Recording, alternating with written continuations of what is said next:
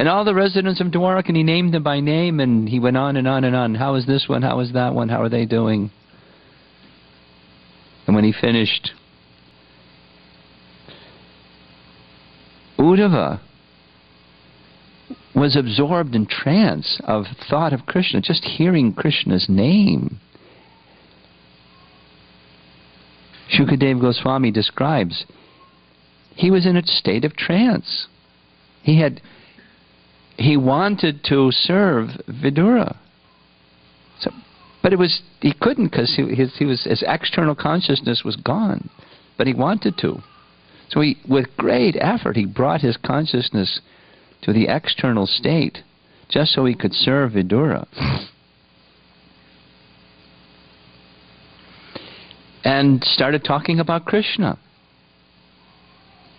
for a couple of chapters, 3 chapters, 2.5 chapters.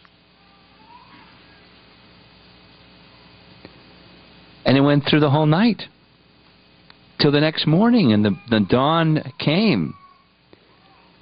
And he said, I have to go now, because Krishna gave me some service. But if you have some further question, you should go to Maitreya, because Krishna wanted you to go to Maitreya. And besides, Maitreya is elder to me. He's my superior. Uddhava was his superior. Maitreya was a Brahmana. But prior to hearing the Uddhava Gita, he was a Muni, a great scholar, and a mystic, but not Shuddha Bhakta. But he became a Shuddha Bhakta. He became an Uttama Adhikari Shuddha Bhakta just by hearing. And Uddhava got up and left. And Maitreya was then in this ecstatic and sad emotional state at the same time. Ecstatic. Krishna thought of me before he left. How fortunate! The Supreme Lord mentioned my name, and he gave me an opportunity to hear what I wasn't present to hear by giving that service to Maitreya. How fortunate! But very sad, because Krishna had left. So in that transcendental emotional state, he went in the direction that Uddhava had sent him, where Maitreya had gone, and he found Maitreya.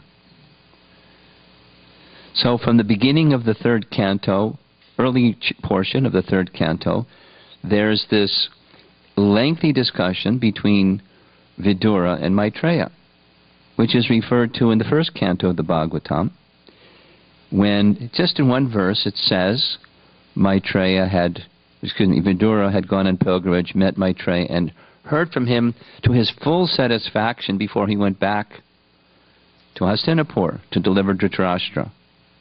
And then, having heard that in the 1st canto, Shaunaka says, can you go back to the 1st canto subject matter and describe in more detail what were the subject matters discussed between Maitreya and Vidura?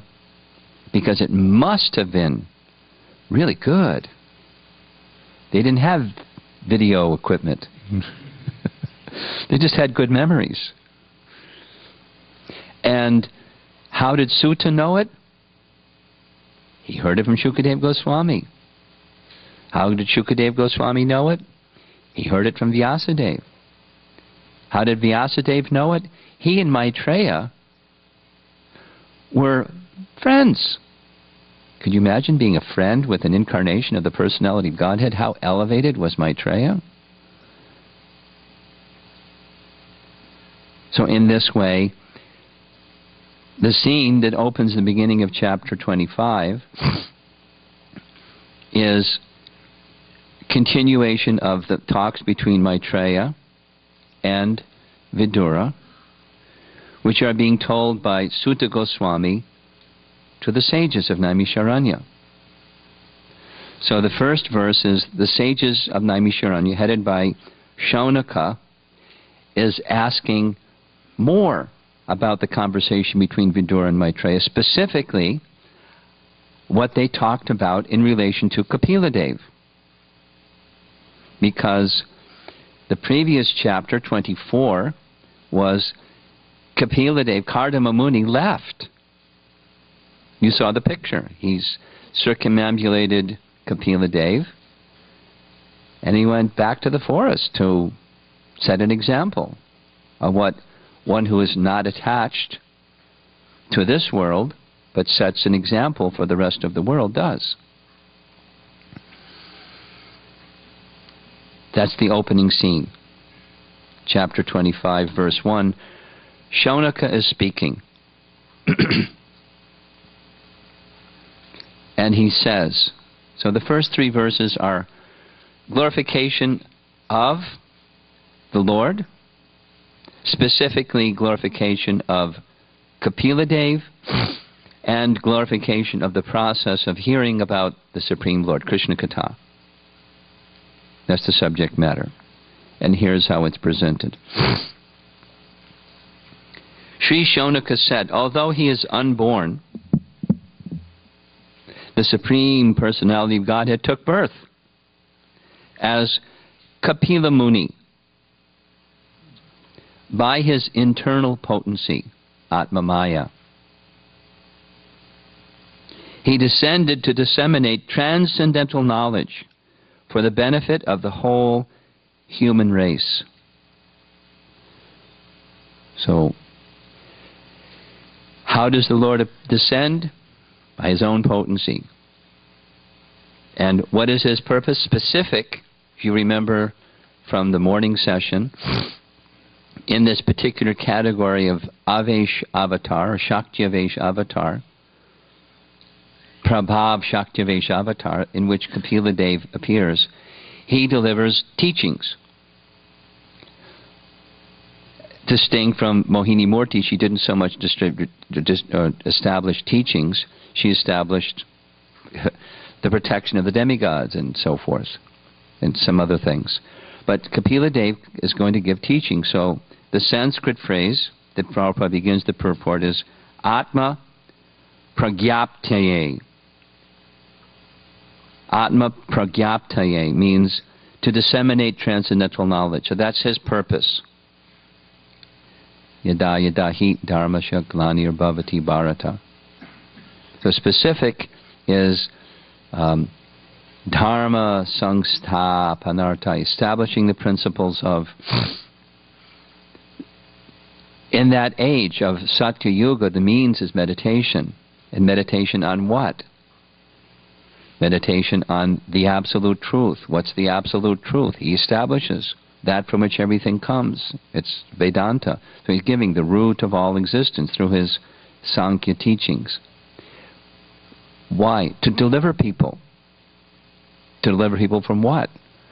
From their material existence. When you're delivered from material existence, what do? That's also described. Devotional service. Where do you do it? Wherever you are, you do it. Whether it's this place, that place, Vaikuntha, hell, heaven, wherever you are, you do devotional service. That's the essence of the soul in the liberated position, the perfected condition. He came to give that knowledge.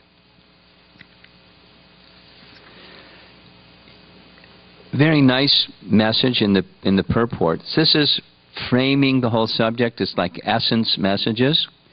So Prabhupada explains in the whole of the Vedic literature, the Vedas, the Vedic knowledge offers a program for, one, good living conditions, and second, gradual elevation to the mode of goodness. That's called karma kanda. Vast portion of the Vedas is that. Sufficient necessities, elevation gradually to the mode of goodness. What's the purpose of all that? Some people say, there isn't any purpose beyond that. Enjoy. In the second chapter of Bhagavad Gita, Krishna says, most people think that's all there is. What's the purpose of the Vedas? Live piously. From the fruit of the piety, you get pious results, You get merit, kriti, and with that kriti comes wealth, good education, beauty, nice birth. In a pious way, not the other kind, in a pious way, you enjoy prosperity in this life. And after this life, an upgrade. You go to the heavenly region, and there's nothing more than that. Krishna says in the Bhagavad Gita, some people say, most people say, that's all there is, and there's nothing more. But in the purport, Prabhupada is making it clear, yes, the Vedas does provide, he calls it a program. But what's the purpose? He then writes, in the mode of goodness, one's knowledge expands. Period. That's the purpose of the mode of goodness, not piety, enjoy the fruits of piety, and prosper. Enjoy piously. That's not the purpose. In the mode of goodness, it's an opportunity for expanding knowledge. Then, on the platform of passion, there is no knowledge. For passion is simply an impetus to enjoy material benefits. So, goodness mixed with a good hefty dose of passion is the heavenly region. On the platform of ignorance, there's no knowledge and no enjoyment. Simply life almost like that of the animals. So that's not what the Vedas are recommending, either of those, passion or ignorance, but expanding of knowledge. Next paragraph. The Vedas are meant to elevate one from the mode of ignorance to the platform of goodness. When one is situated in the mode of goodness, he is able to understand knowledge of the self. What's matter and what's spirit? And I belong on the side of spirit. Second chapter Bhagavad Gita, or Sankhya philosophy, presented by Kapila Dev. Whether it's presented by Krishna in Bhagavad Gita or Kapila Dev in the Bhagavatam, it's the mode of goodness is for that purpose, expanding knowledge, specifically knowledge of the self. And Prabhupada goes down again. The ordinary man can't appreciate it. How am I going to get some enjoyment from this? That's all I want to know. And if I can't get any enjoyment from this, I'm not interested. And they'll say, I'm not interested. Or they'll say, I don't have time. Why? I'm too busy. Doing what? Chasing after the carrot. Getting things so I can enjoy. I don't have time. And it's true, they don't have time. The way the material energy has them engaged, Prabhupada writes about it in Bhagavad Gita. This is the time element. There's no time. The external energy works in such a way, they're so busy when they say they don't have any time, they don't have any time. But what happens when they say, no, I want? The time energy starts to work differently. And there's time. It's mystical. We have time. Just a question of how we use it. And how the modes of nature act upon us. So the Vedas is to elevate one through detachment, through charity, and as we heard yesterday evening, Krishna describing. Better than knowledge is acting with detachment. It expands knowledge up to the platform of the soul. And then you can act on the platform of the soul. And have some inkling of the Supreme Soul and act in relation to the Supreme Soul. Follow the regulations of bhakti. Be engaged and develop a desire to attain to Him. Instead of just saying, I don't have time. Because of fruitive work. Quote, I am by nature Brahman, is not sufficient knowledge for understanding even the self. What to speak of the activities of the self. One must be situated in the activities of Brahman. And Knowledge of those activities is explained by the Supreme Personality of Godhead Himself. It's one of the chapters. We saw the chapters outlined. What does one do in the realm of devotional service? I've shared this in the past before. I'll share it again. When I was a nice Christian boy growing up in America, and I heard about heaven and the kingdom of God, I asked, what's it like there? What do people do? And much to my disappointment, two things. Nobody knew. And even worse was humiliation. It was a pat on the head, an embarrassment. You know, stand up and pull the string and say, go ahead, say it. My mother would do like that. I was very embarrassed. Go ahead, say it. Then she would, and I was just so embarrassed that she said it. He wants to know what it's like in heaven. Isn't that nice? But no answer. What's it like? What do you do there? So I stopped asking. I was too embarrassed. I mean, at least externally I stopped asking. But why would you want to go there if you don't know what it's like? And if you know what it's like, there's maybe a good reason to go there. It's like a, travel advertisement. When part of my service at one point in time was distributing books in Puerto Rico, because at one time the Puerto Rico airport became legal. So I was one of the airport distributors, and I don't know why, but I was given the assignment along with Gajahanta Prabhu to go to Puerto Rico and start book distribution in Puerto Rico. So when you're leaving New York, the airport has these nice advertisements of go to Puerto Rico, palm trees and beautiful beaches, and go and enjoy in Puerto Rico. When you get in Puerto Rico, they have all the billboards saying, go to New York. Enjoy in New York.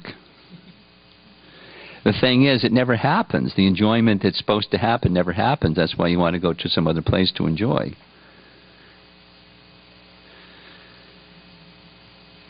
So like a travel advertisement, go to the kingdom of God. What's it like? What do you do there? So Prabhupada's statement is, knowledge of those activities is explained by the Supreme Personality of Godhead. That's, that's an announcement of what's going to come up in Kapila Dev's instructions.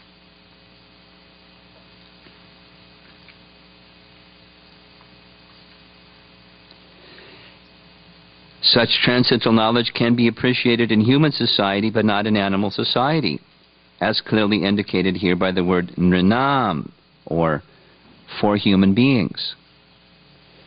So this is meant for human beings. And human beings are regulated.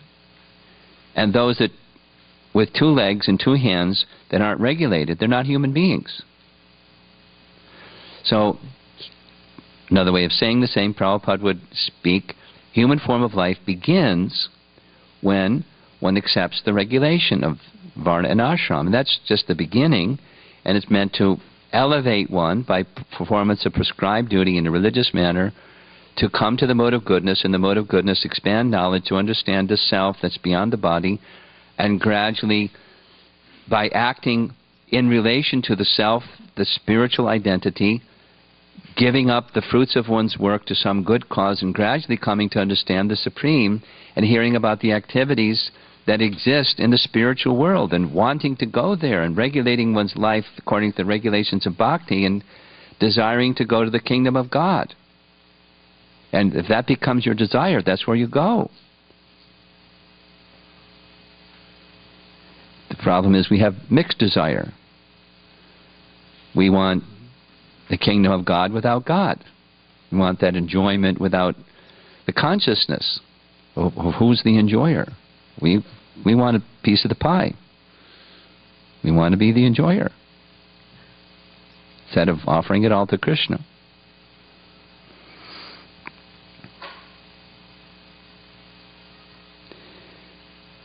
So that's the first verse. I'm going to go through the this morning's class is what Shaunika and Sutta Goswami exchange, and the beginning of Devahuti's presenting herself before Kapila Dev. So,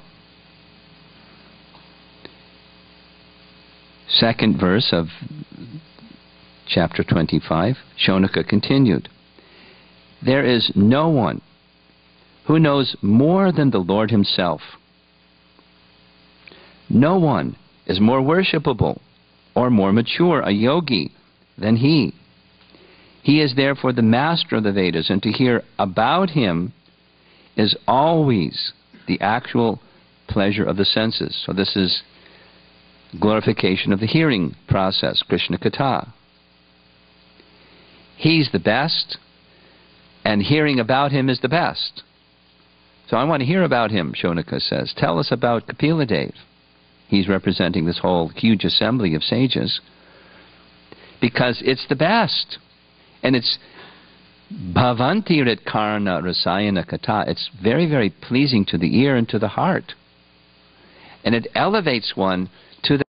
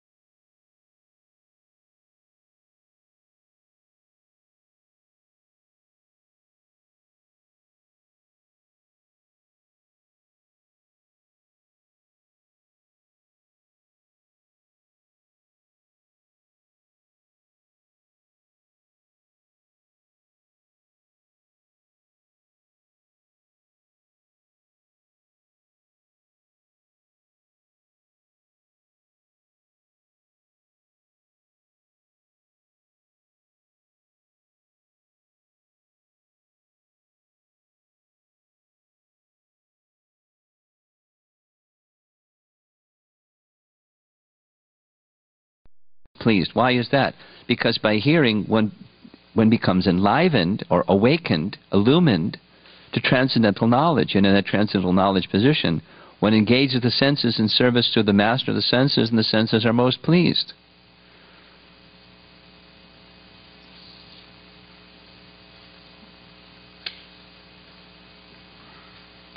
So those are the 3 introductory verses to the chapter. Then Sutta responds and says, the most powerful sage, Maitreya, was a friend of Vyasadeva.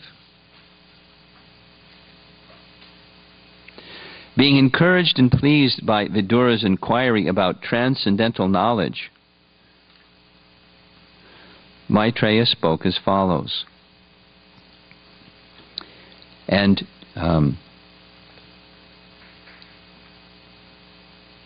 in the verse, 2 things. In the verse, Maitreya is given this address as Bhagavan. Maitreyo Bhagavangs Tata. And many times I've heard Prabhupada say the term Bhagavan is only appropriate to be used with the personality of Godhead as Bhagavan. He says, someone that's born blind, their parents may give him the name Padmalochan, beautiful-eyed. But that's the sentiment of the parents. Actually, he's blind. Similarly, someone may name their son Bhagavan or call themselves Bhagavan. We won't go into different persons that have called themselves Bhagavan. Or encourage their followers to call themselves Bhagavan. But it's appropriate for the personality of Godhead. But in the purport he's saying, same as the previous, one who associates very intimately with Bhagavan as Maitreya is also addressed in that way because of his intimacy of relationship with Bhagavan, for that reason only. And the second point is that Vidura is similarly qualified. Vidura is very intimately associated with Krishna. Krishna loves Vidura. He loved Vidura so much that when he came to Hastinapur, he didn't even stay in Hastinapur, didn't stay in the royal palace. He stayed with Vidura. Because he loves Vidura. And Vidura's wife also. She loves Krishna very much, and Krishna loved her very much. It's just natural. So when 2 persons of such exalted character come together, like Maharaj Parikshit and Shukadev Goswami, and so many other examples, Shaunaka Rishi and Sutta Goswami, and it takes the proper speaker, the proper receiver, and when you have that combination, very elevated. So the sages of Naimisharanya, they're very eager to hear. So Sutta responds, here's what Maitreya said, being very enlivened by Vidura's question about transcendental knowledge. Here's what he said. When Kardama Muni left for the forest, Lord Kapila stayed on the strand of the Bindu Sarovara to please his mother Devahuti. Strand is a nice word. It's a poetic language term. It means on the shore or the bank, by the side of. Bindu Sarovar. And there's a number of Bindu Sarovars in India that all claim this is where Kapila stayed. This is where Kapila stayed. This is where Kapila stayed. One of them is in Bhubaneswar, Bindu Sarovar.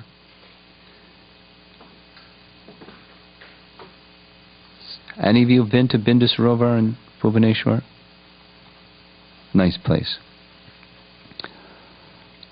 So, there he is, Kapila Dev with his mother Devahuti, and when Kapila Dev, who could show her the ultimate goal of the absolute truth, was sitting leisurely before her, Devahuti remembered the words of Brahma, who had spoken to her. What were the words of Brahma? The child that you're now pregnant with is a form of the personality of Godhead. So she knew. Kardama Muni also confirmed, but Brahma confirmed. This person is the Supreme Person. And she therefore began to question Kapila as follows. Devahuti said, I am very sick of the disturbance caused by my material senses. For because of this sense disturbance, my Lord, I have fallen into the abyss of ignorance. Pretty strong. She's a pure devotee. But she's feeling this way, so what to speak of us who are not pure devotees? What are we going to feel like if we're a little, lights on, and we're thinking about what's going on? Her dear husband, who she has served for so long, very faithfully and lovingly, and is a pure devotee, has left. She's naturally feeling great separation from her dear husband. And she's also realizing, aside from the spiritual portion of that feeling of separation, there's a material portion of her feeling of separation, like Kunti offers in her prayers. The Pandavas and Vrishnis, my sons and my father's family, of which I am part. I'm feeling affinity for both. Krishna, when you're here, my sons, the Pandavas, are very happy, but I know that the Vrishni family, they're feeling great pain. Now you're going back to Hastin or back to Dwarka, and the Vrishni family will feel very happy, but the Pandavas, my sons, will feel very unhappy. So if you're here, if you're there, I'm unhappy, and I'm unhappy, feeling their unhappiness. So please remove the material portion of my affinity for you, and let it just be a spiritual affinity. So she's, in a different language, saying the same thing. The specific Sanskrit word in the verse is asat indriya tarshanat. Prabhupada explains, asat means impermanent, and sat means permanent. So there's asat indriya and sat indriya. There's material and there's spiritual. Senses. And tarshanat, she's saying, please remove, I'm disturbed by this asat indriya, attachment for the temporary attraction of an attachment to the objects of the senses.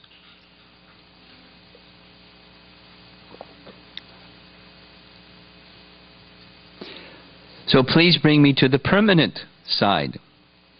The permanent senses, Prabhupada writes, being contaminated by matter, are not acting properly. So this is a theme that's going to come in several verses, so you'll hear it expressed in different ways. It's simultaneously two things. Affirmation, or wishing to be situated in the spiritual application of life, and wishing to become detached from the material portion of life. The asat indriya, tarshanat. Tarshanat means agitation.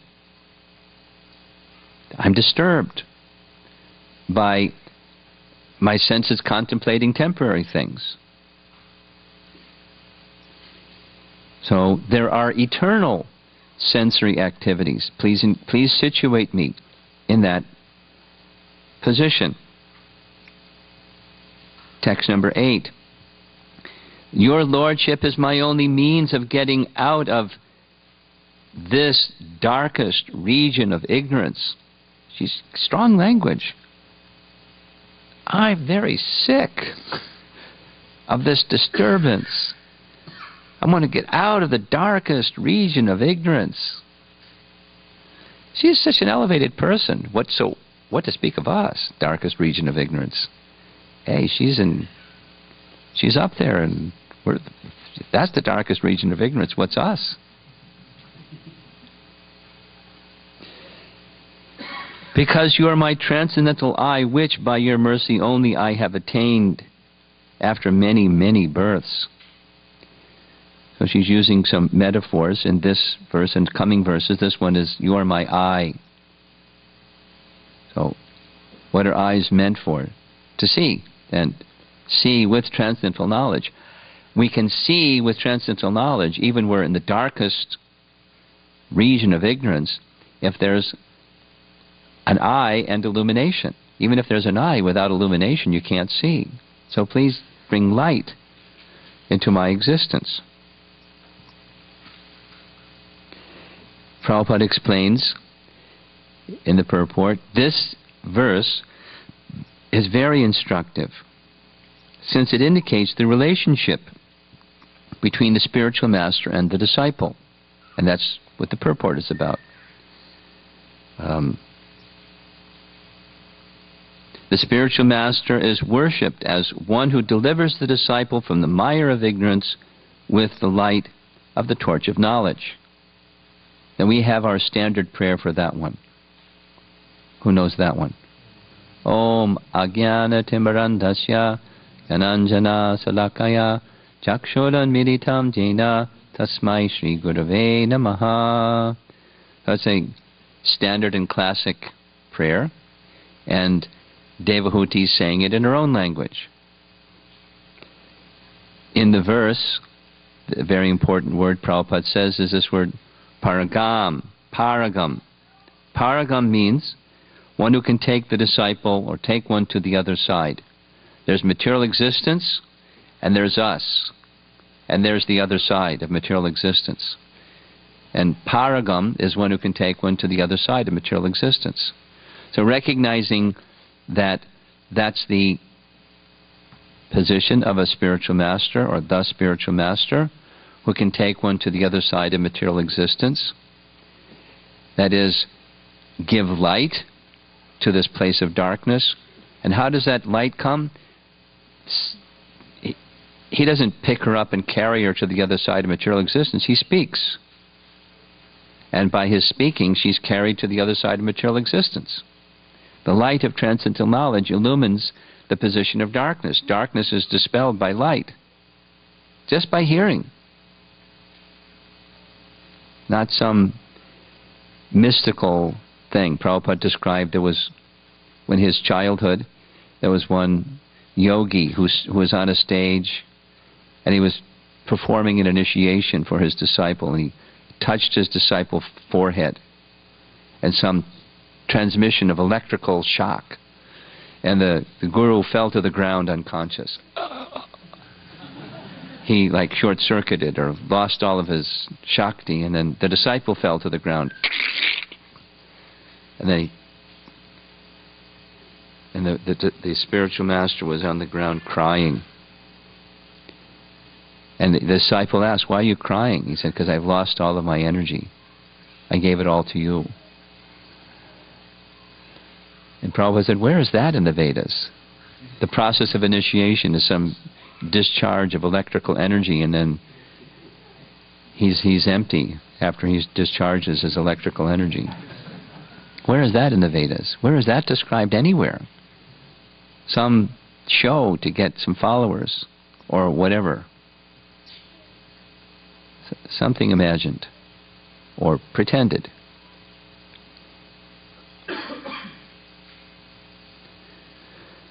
So the means of elevation from the darkness, the darkest region of ignorance,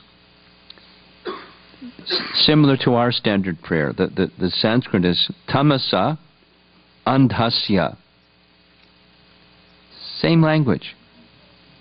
Om ajnana timarandhasya. Tamasa andhasya, the darkest region of ignorance. Then dushparasya, difficult, dushparasya, difficult to cross over. But one can cross over by that merciful agent, the paragam. One can take one to the other side, like a boatman can take you from one side of the river to the other side of the river. Or the boat of transcendental knowledge can carry you across the ocean of material existence. Where do you get the boat of transcendental knowledge? From one who has one. from the spiritual master, or one who gives that knowledge. And that boat of transcendental knowledge is so wonderful. As soon as you step in the boat, you're on the other side. Because the water, the ocean, shrinks to the amount of water that's in the hoofprint of a calf. Still some water there, but it's not an ocean. But it appears to be an ocean if you don't have transcendental knowledge. How can I cross this ocean? Oh, me, oh, my. Whining and complaining about the circumstances of life. Just step in the boat of transcendental knowledge and you're on the other side. And then there's all the yeah buts. But I'm struggling. Okay, step in the boat of transcendental knowledge. But my legs are short. I don't know if I can do it. You can do it. Step in the boat of transcendental knowledge. And go on with the hearing process until you have confidence in the subject matter that you're hearing. And that gives you self-confidence, because the subject matter of transcendental knowledge carries you beyond your own capacity. It's not about your capacity. It's about the transcendental knowledge. It has great potency. She's recognizing that in Lord Kapila. Prabhupada is taking that, not just Lord Kapila, but the position of the representative of the Supreme Lord, Lord Kapila, or his suitable representative. She says, "You are the Supreme Personality of Godhead, the origin and Supreme Lord of all living entities. You have arisen to disseminate the rays of the sun." Another metaphor. The eye, and then disseminate the rays of the sun. It's giving light, transcendental light, in order to dissipate the darkness of ignorance of the whole universe. So, once again, the Supreme Lord is unique. Asamurdva. He's one of a kind. He has no equal. He has no one greater than him. There's suns, and then there's the source of the sun and all the light of the sun, and that's the Supreme Lord. And those that represent him can distribute that same light. They're given a license, distributor's license. Here, you distribute this light. Here's power of attorney, you can give me to whoever you like. According to Vishwanath Chakravarti Thakur, that can happen even with the Madhyama Adhikari. Krishna so wishes, please distribute me to whoever you like. So he's in that way, addressed by Devahuti as the Lord of all living entities.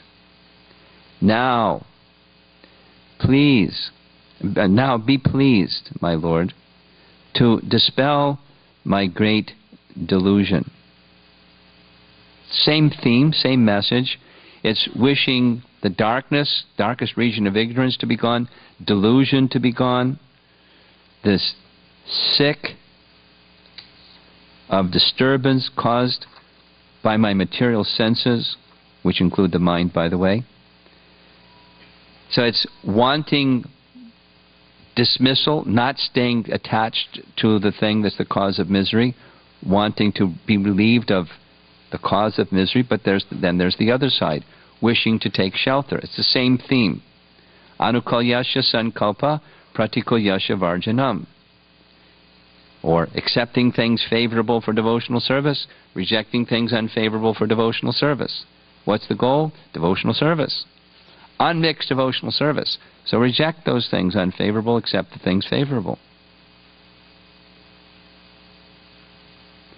Due to my feeling of false ego, I have been engaged by your Maya and have identified myself with the body and consequent bodily relations.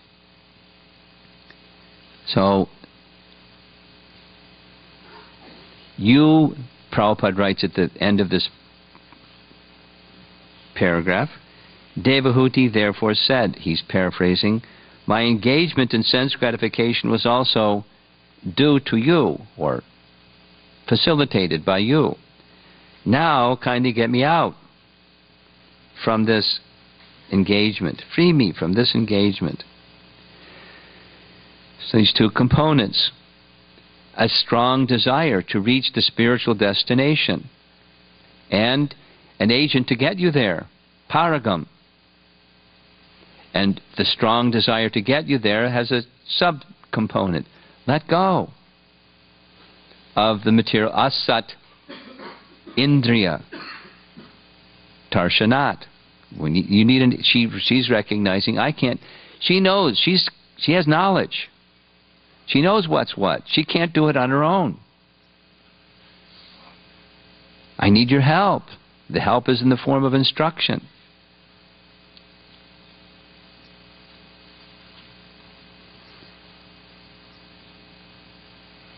Prabhupada speaks about that surrender in its purified state is without some expectation.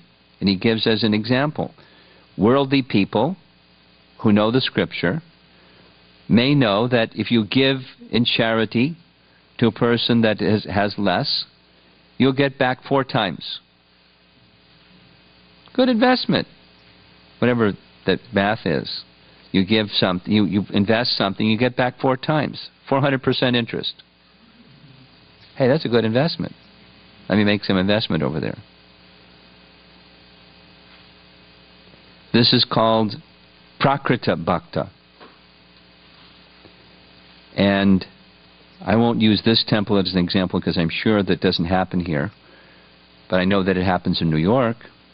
We're having morning Bhagavatam class, and there's this one fellow in particular. He comes, it's as like we're not even there. We're not even there. Bhagavatam class is not happening. He comes right in the middle between the speaker and the audience, and he's got these plastic bags that have stuff he wants to put on the altar and starts rustling the plastic bags and puts this on the altar and that on the altar. We're not even there. And then pays his obeisances, gets up and says some prayers out loud right in the middle of Bhagavatam class, right? We're not even there.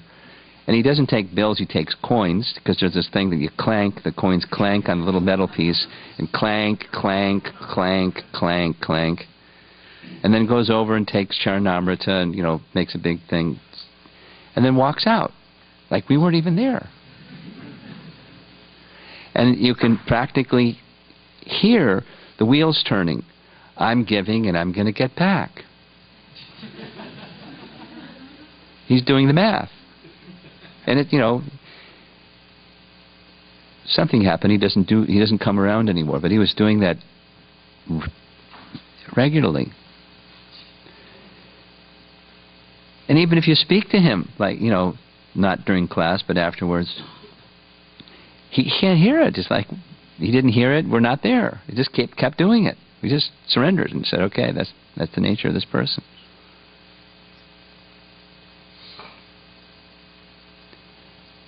There was one bhakta who then became initiated. I won't mention his name. But he disclosed, my favorite part of Bhagavad Gita is when Krishna says, even if you don't complete the process of devotional service, after this life you'll go to the heavenly planets, enjoy for a really long time, and then you can come back and continue where you left off. He said, I really like that part. I'm planning to leave after some time. I just want to stay and get some nice credits so I can go to the heavenly planets after this life. And he left. And somebody contacted him, and he was still on that page of Bhagavad Gita, saying, well, I did my, some next life.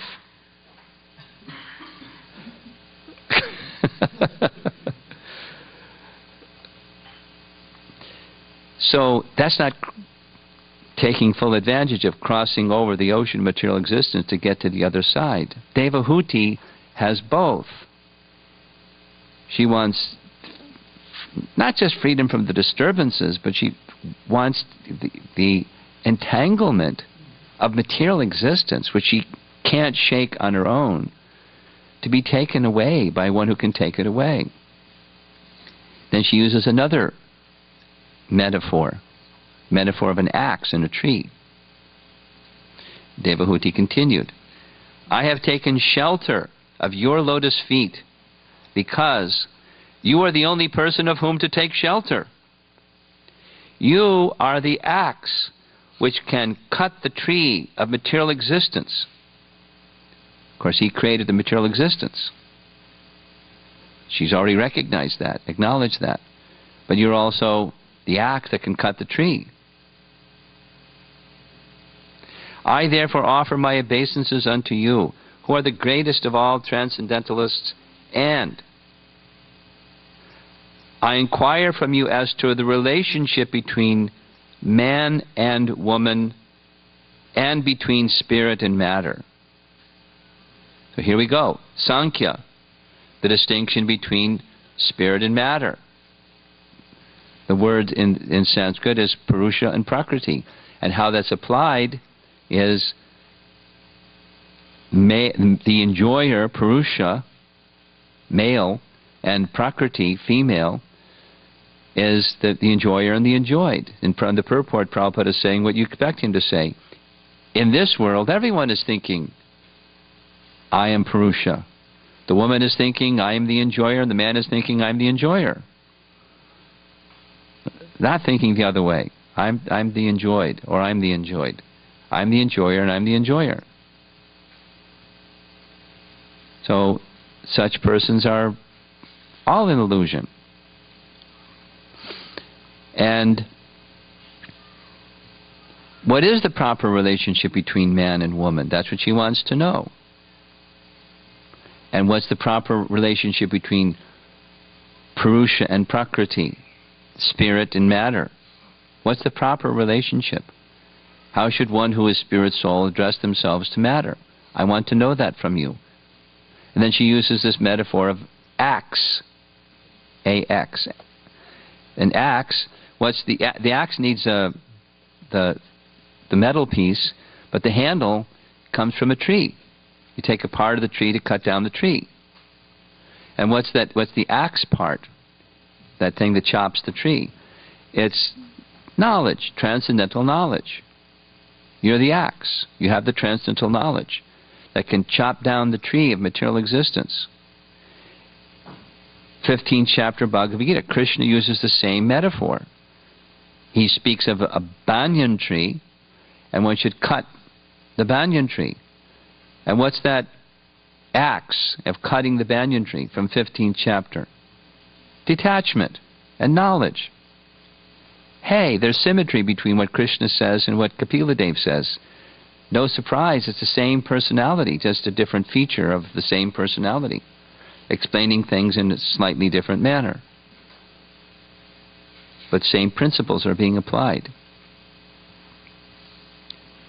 Prabhupada writes, the tree of material existence is explained in the 15th chapter of Bhagavad Gita as an Ashvata tree, whose roots are upwards and whose branches are downwards. It is recommended there that one has to cut the root of this material existential tree with the axe of detachment. Detachment. So don't be surprised. Don't be offended. Just get with the program when you're hearing all this message about detachment. It's essential. Detachment doesn't mean I don't care. Some people get disturbed by that. That's not what it means. That's the wrong kind of detachment. In giving things up that are to be used in Krishna's service or Krishna's energy, that's another wrong kind of detachment. What's detachment? Krishna's the enjoyer. So it's not attachment to Krishna. It's detachment from matter. Krishna says that in the 5th chapter of Bhagavad Gita. What is called renunciation is actually yoga, or linking with the Supreme. Because unless one links with the Supreme, you can't be detached. You can try to give it away or give it a bad name and, make faces at it and things like that. But that's not detachment. That kind of detachment is the flip side of attachment. Real detachment is attachment to the Supreme. So, finding the root of existence and watering the root of existence is one way of saying, And understanding the root of material existence and cutting the root of material existence is the other way of saying. And both are needed. These parallel anakuyasya sankalpa pratikuyasya varjanam. Going for the spiritual and detachment from the material. Both are required. You can't bring your dirty laundry with you into Vaikuntha. Bring your attachments with you into the realm of devotional service. Well, you can try, but it doesn't work. Here's a principle that I understood very, very early as a devotee. Devotional service is powerful. It cleanses. It cleanses in such a way that things that are impediments in devotional service, bhakti removes it. And if you remain attached to something, you'll get removed because that thing is going to get removed by the power of devotional service. So better watch out. It's powerful. Stronger than dirt. It's like an ad, you know. Boom, boom, boom, stronger than dirt. It will clean dirty things. And if you're attached to some dirty things, you'll get cleansed away too. Down the drain. So stay with the program of letting go of asat and taking shelter of sat. Engage your senses in pleasing the master of the senses, and don't hold on to engaging your senses in the other kind. Sense indulgence. Even in the name of, I'll do it in moderation. If that's there and there's some attachment, recognize it. Strive to go beyond it. But don't strive to hold on to it. Strive to go beyond it. Be prepared gently, gradually, to let go. On the strength of, I want the real thing. I want the spiritual position, like Devahuti. Paragam, I want to receive from the representative of Krishna, Krishna.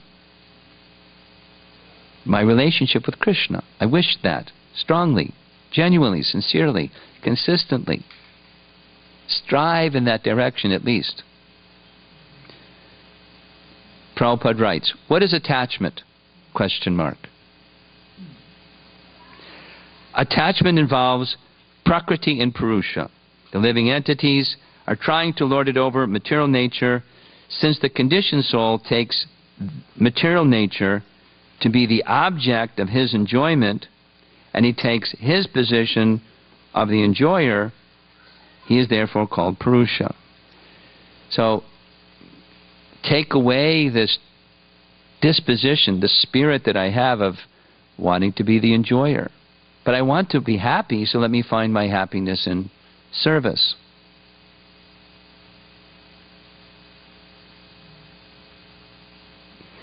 It's a nice way to pray to Govardhan that some of you may have received or seen, at least that nice little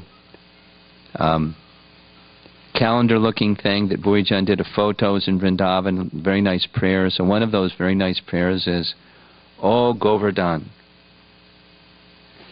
your happiness is in service. I pray to you that in my heart, some drop of the desire to please Krishna can enter into my heart, and I can simply serve in a humble and inobtrusive way from the background. Something like that. The language is nicer, but you pray to one who has the mood of service to, through their mercy and their association, to have such a desire. Exclusively.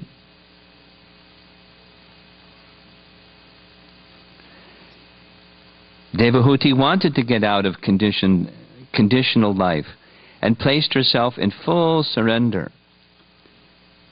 Sharanya is the term, meaning one who is worthy of taking exclusive shelter, full surrender.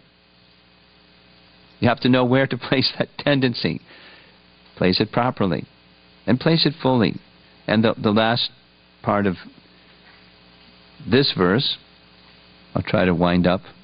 Whoa, it's 11:25. Saddharma vidam varishtam. Saddharma.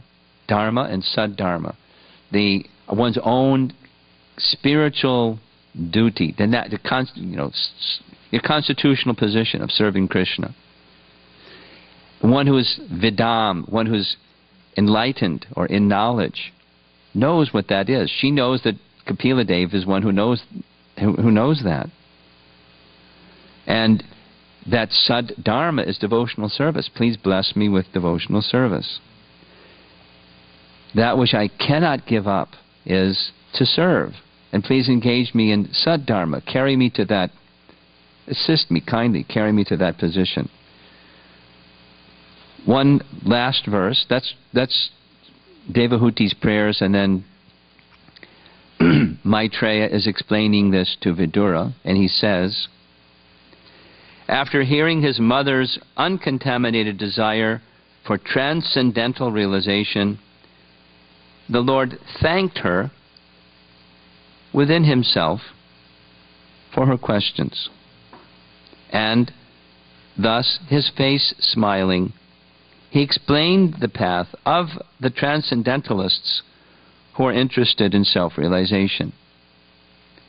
So I shared this before, but I like it, so I'll say it again. Vishwanath Chakravarti Thakur's commentary is, his smile is thinking within himself, Devahuti,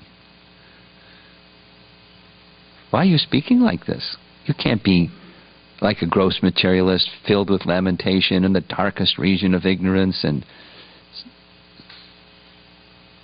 But you're speaking this way because you want me to say something that's a benefit for conditioned soul. So I'll oblige you and speak in that way for that purpose. So we should hear with that thought. The Supreme Personality of Godhead wanted to deliver us. So he's speaking to Devahuti, something like Krishna speaking to Arjuna, placing Arjuna in Maya, apparent Maya, and speaking, delivering him.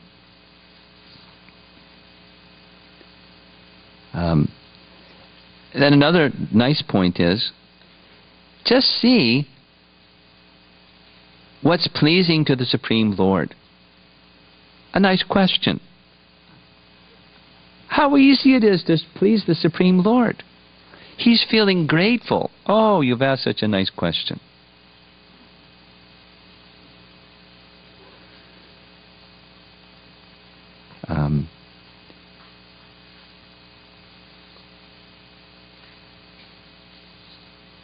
He's also showing by example, as the Supreme Lord does, how whatever it is that we receive, we should also feel gratitude. And when you feel gratitude, what does it feel like? It's elevating. It's whatever the other things are that are going on, you just rise above it. It's a seed of love for that person or those persons from whom you're receiving something for which you're feeling grateful. And then you want to do something in service, because that's our position, not Kapila Dev's position. He's just reciprocating with Devahuti. But devotional service naturally flows when you are feeling gratitude. Such an important thing. Quality. Being able to feel gratitude and then express it in various ways, such as devotional service.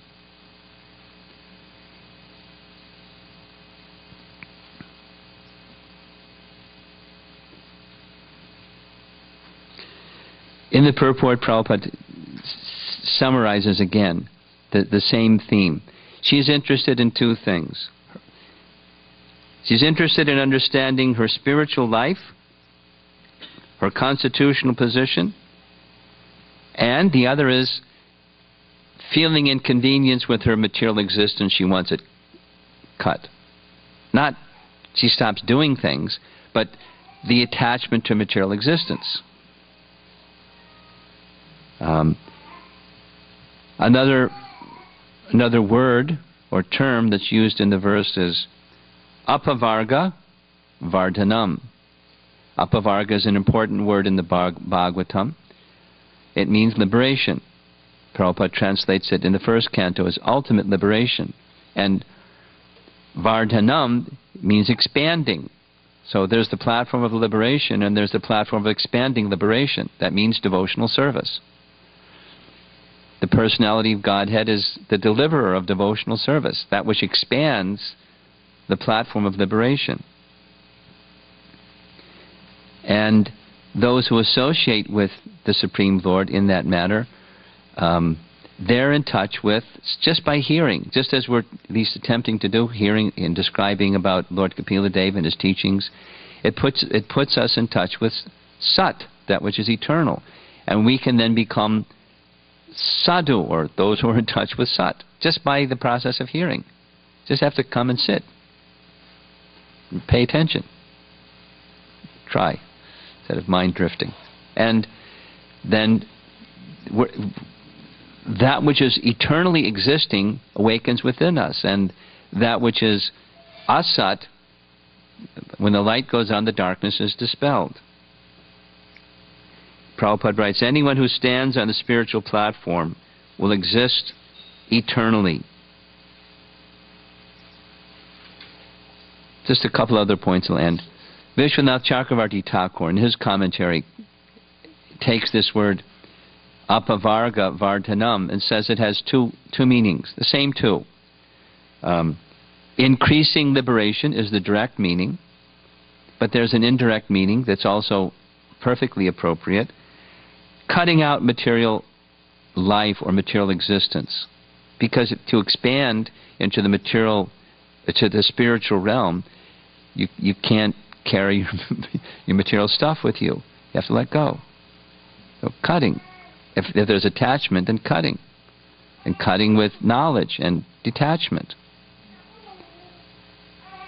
Our process is this path of nivritti. In the very beginning of the Bhagavatam, Prabhupada writes, lengthy purport, the first verse. This is the path of nivritti. And one who's not prepared to let go is not going to progress. So, therefore, Vyasadeva writes, Dharma projita kaitavo tra. If you're interested in sustaining and expanding material happiness, don't read this book. It's not for you. We're not going to talk about it at all. So just close the book. Don't even waste your time. But if you want to make your connection with Krishna very strong, then be prepared for this nivritti. At least progressively, not instantaneously and artificially and abruptly and fanatically, but be prepared to gradually let go of material existence and accept spiritual existence. That's back to Godhead.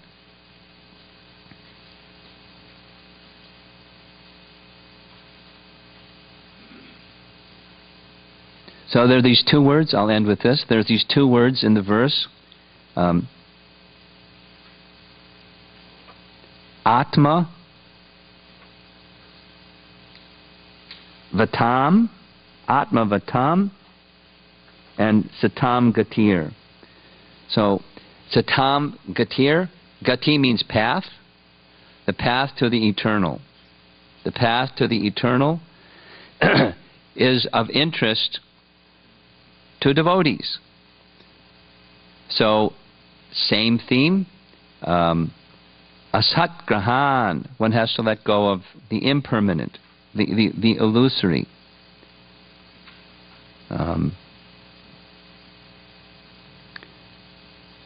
Those who are interested in self-realization, this is again Maitreya speaking to Vidura, so we're hearing.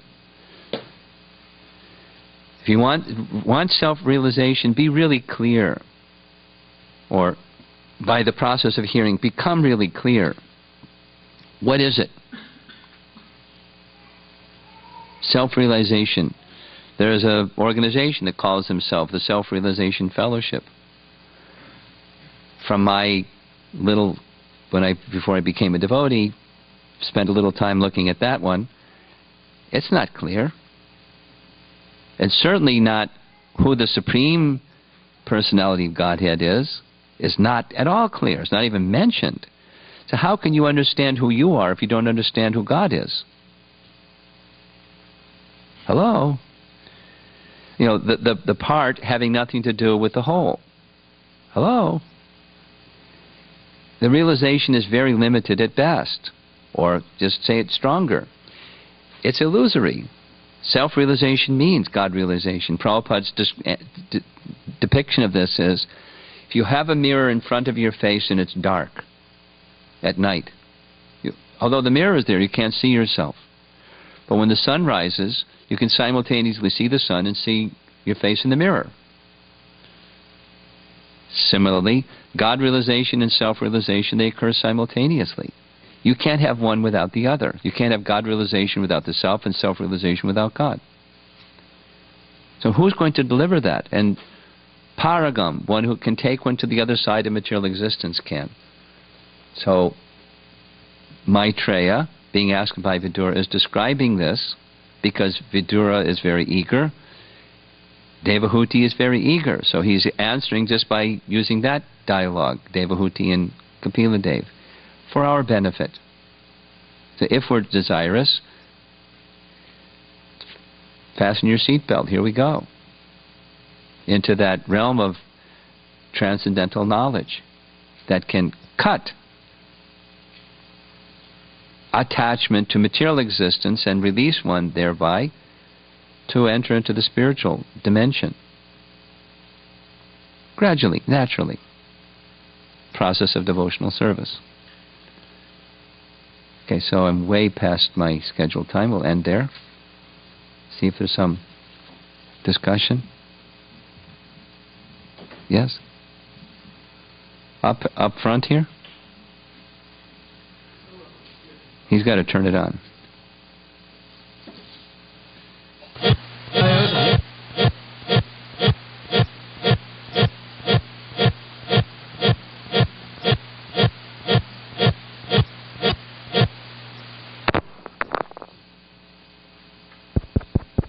Ah. Haribol. Okay, up front. Raise your hand again. Haribol. Thank you, Maharaj. Haribol? Yeah, we're okay. He'll adjust as you speak.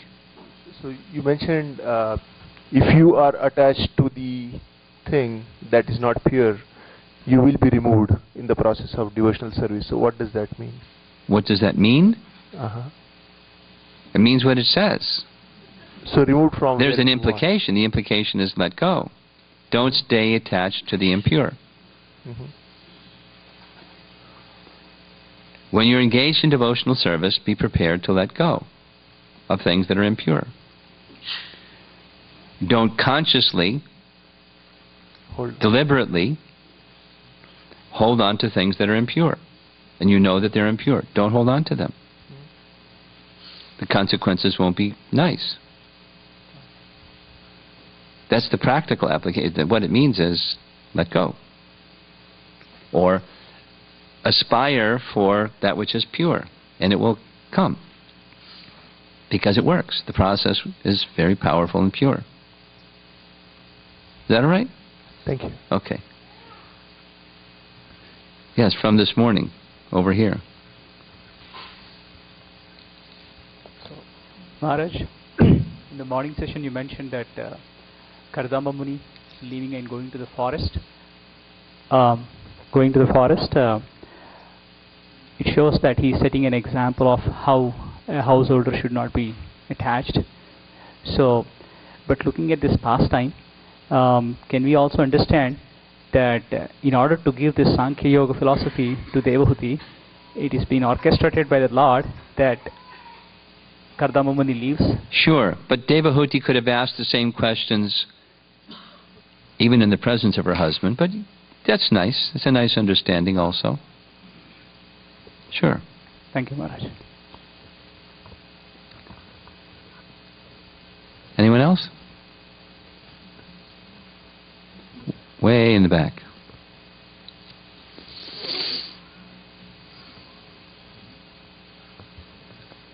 Hare Krishna Maharaj. So you said that when there is a right way of understanding what detachment is and the wrong way of Can you speak right into the microphone, please? You said there is a right way of understanding what detachment is and the wrong way of understanding the detachment. And I gave some examples of wrong ways. So in Bhagavatam there are some statements which are like very strong, like your sons or wife is like a tigress, your relatives are like wolves, which are like really cutting, very strong. And those things apply to materialistic personalities and relationships, not to devotee personalities and relationships. Does that help? Okay. Anyone else? You got to move quickly. Put your hand up again. Thank you. Hare Krishna Maharaj. So, in continuing Nitya Gauranga Prabhu's question, Karda Muni leaving home is an example for the Grihastha Ashrama. So, how does it apply? What does it mean to us? That how do we apply? I was hoping someone would ask that question. It should be very clear. But I'll repeat it, what Prabhupada has taught over and over again. That we're not a society of 3 ashrams. We're a society of 4 ashrams. Brahmachari, Grihastha, Vanaprastha, Sannyas.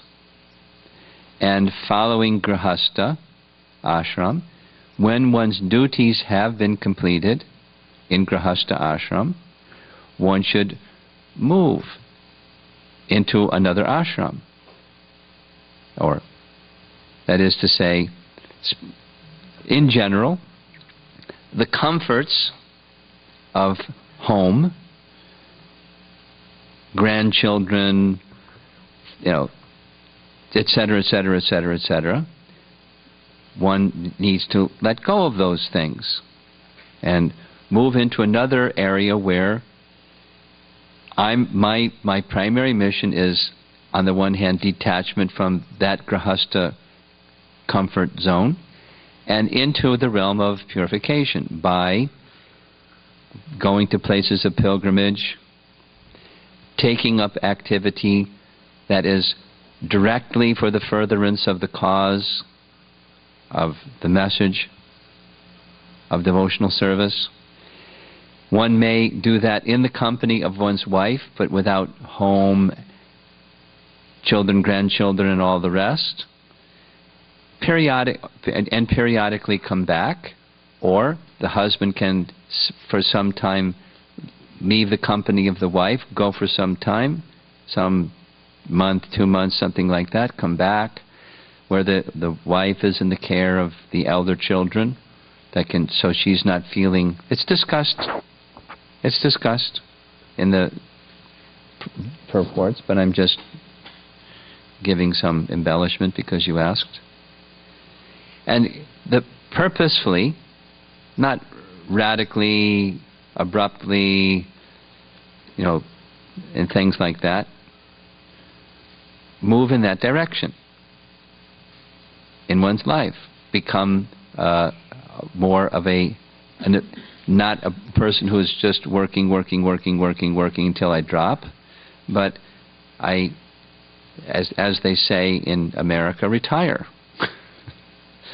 And some means of seeing to the welfare of my wife, some means I look after. So there are different ways of doing that, rather than the detailing different ways, but move in that direction. And it's an option that's commonly not exercised. I can say that in the whole of strategic planning, this effort that the global GBC and persons helping us are doing, this is one piece that's been talked about and it never gets acted on. It gets talked about, and it gets, what is that? Should there not be some vanaprastha ashram? I was just traveling with one of my godbrothers who is entering into the vanaprastha stage and wanted to know, what is it? He knows what Prabhupada's books are. So we discussed there should be if not a ministry, at least a committee or a group of people that work on what are examples and teachings, and what do you do when you come to that stage? It's kind of a question mark. Take up responsibility in spreading Krishna consciousness. There are some persons in the room who are doing that, and others besides in this room who are doing that, who are in that stage of their life. But either travel to holy places, travel and preach, or take up some responsibility as husband and wife, but just dedication to Krishna-centered activity. Full dedication. The business earning and all the other things that go with Grihastha life, wind it down and close it out. Just do that. So that's just a very quick gloss of 3 different models. Travel, preach, go to places of pilgrimage, do some responsible service. There should be some group of persons working on that, so that there's teachings and even models or examples of persons that can help those that are entering into that phase of their life. What do I do now? It doesn't exist presently. That asset or assistance, support, should be. Janananda Prabhu was a Grihastha for a long time and wanted to start a Vanaprastha ministry. He couldn't find others that wanted to participate, just no traction, so he took sannyas. And now he's Janananda Goswami. And he's happy. So the Vanaprasthas kind of got left out. But it should happen. Seriously, it should happen. Maharaj, quickly, there is a question online from... question online, go ahead. Soma Prabhu. So the question is, how do we measure spiritual progress? How do we measure spiritual progress? You have a spiritual progress yardstick and you just hold it up next to your... Bhaktivinoda Thakur writes about it, and rather than detailing, there are 2 simple principles: attachment to Krishna and detachment from matter. So watch where your mind goes. And if the mind is continuing to linger on attachment to matter, that's some indication that spiritual advancement needs a little more attention. And similarly, when there's an opportunity to hear, the mind wants to go. Circumstance may prevent you from going, but if the mind wants to go, you go. You strengthen those activities of hearing and chanting as much as you can, and opportunity presents itself, and you create opportunities. Your mind is considering, how can I use the time that the Lord has given me to increase my hearing and chanting and associating with nice devotees. And to do that, it's detachment from matter. It's a measure. Those are 2 very simple barometers. Up front here.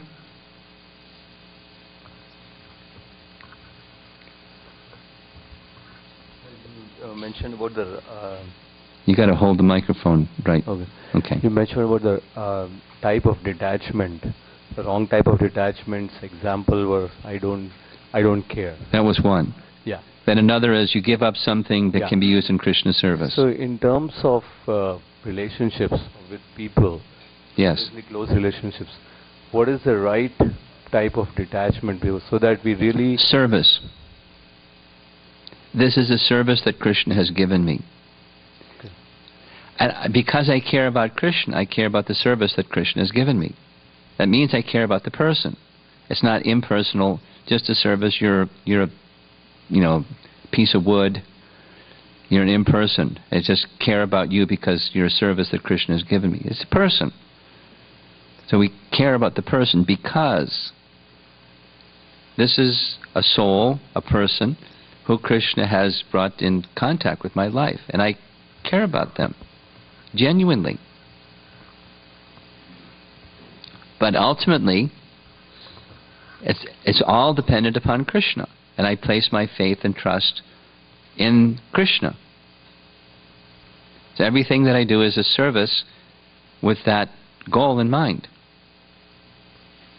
including the relationships of persons very close to me, who are very dear to me. Yes? Maharaj, I was reading this cantos and chapters where I learned that she had a netted hair and she was a princess, became a mendicant type, and then they decided to have a children. So he created flying cities basically and took her to Bindu Sarovar, Nal Sarovar, Kusum Sarovar, all this. And then as soon as the Kapil Dev is born, not as soon as he's born, when he's mature, to take care of her. Okay, yeah, when like little after, so when he's matured, it felt that way, that he immediately matured. Yeah, it didn't happen like that. But go ahead. That's a detail. So the question was, it felt like that Bhagavatam says that hundreds years plus they had a honeymoon and all this, and then the Kapil Dev is born. Little time later, he says, okay, now he's going to take care of you and I'm gone. It was shocking and surreal, and it took me like 1 or 2 hours to just sit down and understand what was happening. And still I have a doubt that, how can a man can just walk away like that? It felt very tough. He was qualified, that's how. Everything that he did, including marrying Devahuti, was for one purpose: pleasing the Supreme Lord. He had no other purpose. No other purpose. That's how it's possible. And that particular service was fulfilled, and he moved on to another service, to the Supreme Lord, because that's his purpose.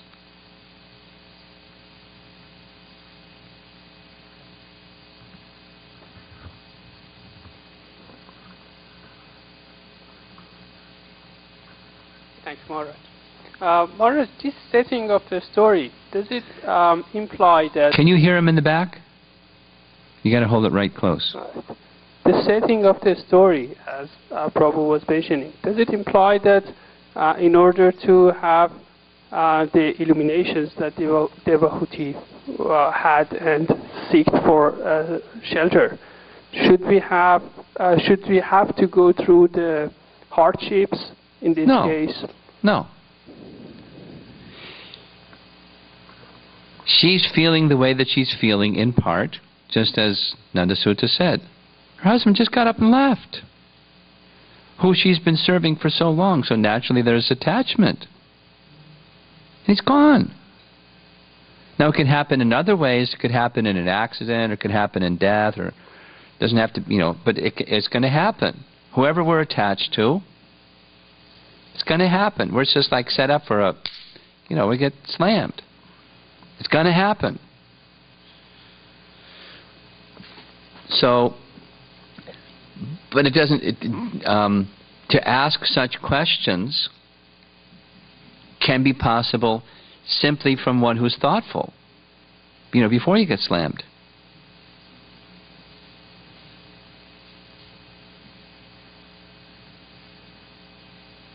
By hearing. Then one can have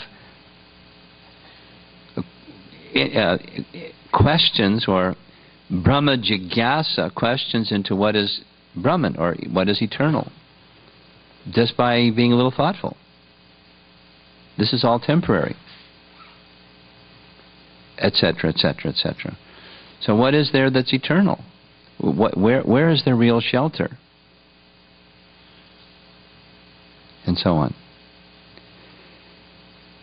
Suffering isn't a necessary prerequisite for asking thoughtful questions.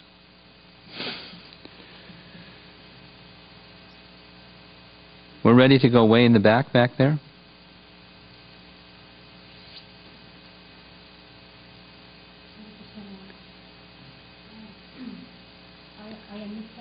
Volume, please. Fix the volume. I understand the main purpose of Lord Kapil's incarnation is to impart this knowledge of Sankhya philosophy.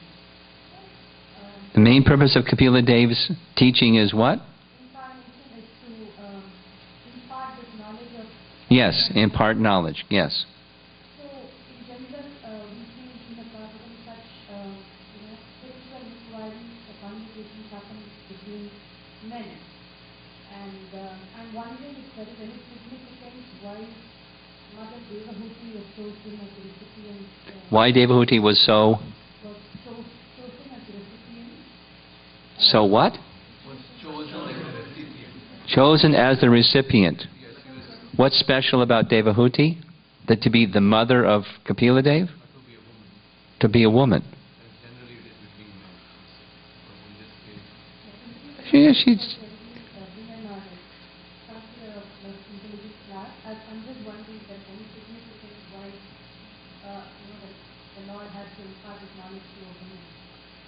Oh, as opposed to someone else. He imparted it to many someone else's. Mentioned. I mentioned it in the morning class. Lord Brahma, Brigamuni. Didn't say, to Saraswati, or whoever Brigamuni's wife is. It mentions the men, but he's imparting it to her. In part, he's called Devahuti Putra Kapila because of the intimacy of that love of Devahuti. Like one of Krishna's names is Yasoda Nandana. So because of being the mother, her name is chanted. It's like that. So we're not hearing how the conversation between Brigu and, imagine that was wonderful. But it's Devahuti because of her love, her special devotion for him. And thus, that to bring honor and glorification to her because of her love. That's the Lord's desire, to glorify His devotees. Like Arjuna. Why Arjuna? Why not? Because of that intimacy of that relationship. And so to this day we speak of Krishna and Arjuna, or Devahuti and Kapila. Even more, we hear more of Devahuti's name than we hear Karnamuni's name.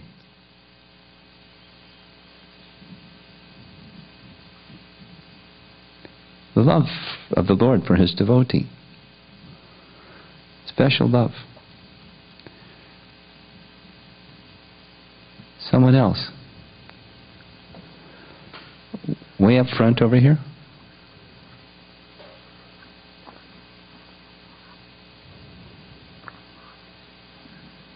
Hare Krishna Maharaj. My question is from the text 2, where we read that sometimes the devotee act more powerfully than the Lord. And I'm thinking about it, what are the examples available? I could recollect the one where Bhakta Hanuman maybe picked up the mountain, or maybe he flew the ocean, he crossed the ocean, but what else? Here's another one of my favorites, is Bhishma Dev relieved Yudhishthira of his lamentation when even Krishna couldn't relieve Yudhishthira of his lamentation. And Vyasadeva couldn't, but Bhishma Dev could. By Krishna's arrangement. He had his devotee do something he couldn't do.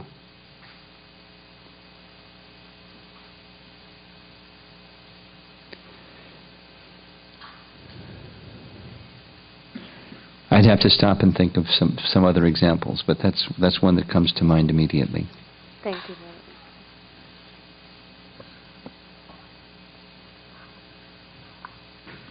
Maharaj, I was trying to understand, in Bhagavad Gita it's a verse like 4 kinds of people come to Krishna. One is in distress, one who wants wealth and other categories. Yes. So one of that is one who comes in distress. Yes. I'm trying to understand whether how Devahuti's approach to Lord for relief of her so-called ignorance or let's say nescience, she calls it. How is that different or similar to like so-called Sakama Bhaktas coming to Krishna? It's categorically different because it's her humility. As opposed to the rest of us. It's not coming from humility, it's coming from selfishness. We want and we don't want suffering. Maybe a mix, but in Devahuti's case it's coming from her humility.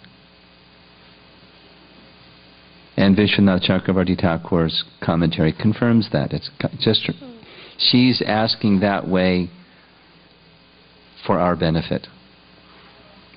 So she takes the position of one of us. So that's the beginning stage. Like while we are in the process of devotional service, still we may feel the pangs of material existence. In those cases, how do we slowly move towards, let's say, the real prayer kind of thing rather than like... Cultivation, anushilana. We're here and we have acharyas who are there. So we hear from those acharyas how they pray. We look and hear their teachings and their example, and we look up to them. We laud them and praise them and pray to them and cultivate that, by that association, cultivate their quality, although we're here. So acharyas having active relation of service and appreciation and glorification of our great acharyas is a very important component in, in response to your question. Maharaj, this question came from somebody from St. Louis, little girl or young woman. So she was wondering, is it required to go through the spiritual levels like brahmacharya ashram and grahastha ashram, vanaprastha ashram or sannyas, or one can skip those levels and go to sannyas? For a little girl, I don't know.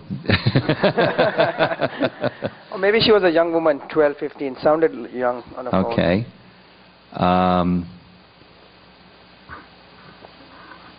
There's exceptional cases in our Vaishnava line where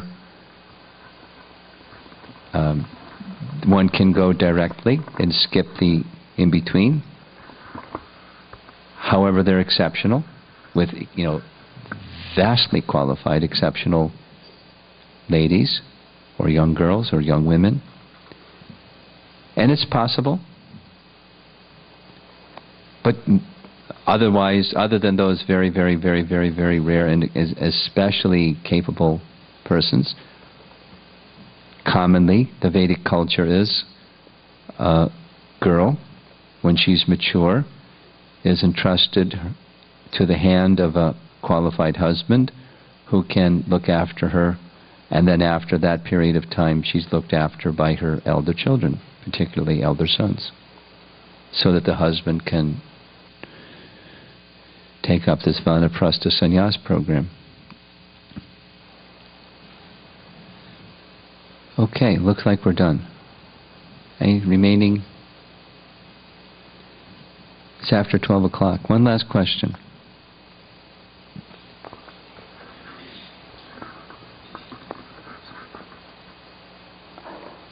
So Maharaj, following Nandasutta Prabhu's question, what about the couples who don't have sons? So they should have a son. Or borrow them. or borrow one.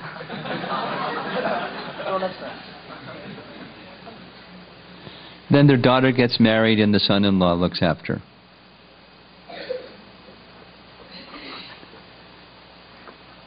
What do you think? Better make sure you have a good son-in-law. Thank you, Maharaj. Hare Krishna.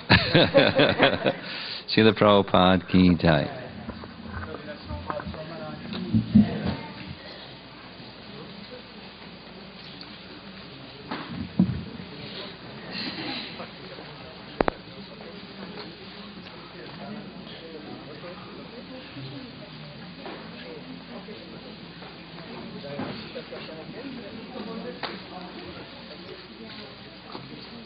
What was the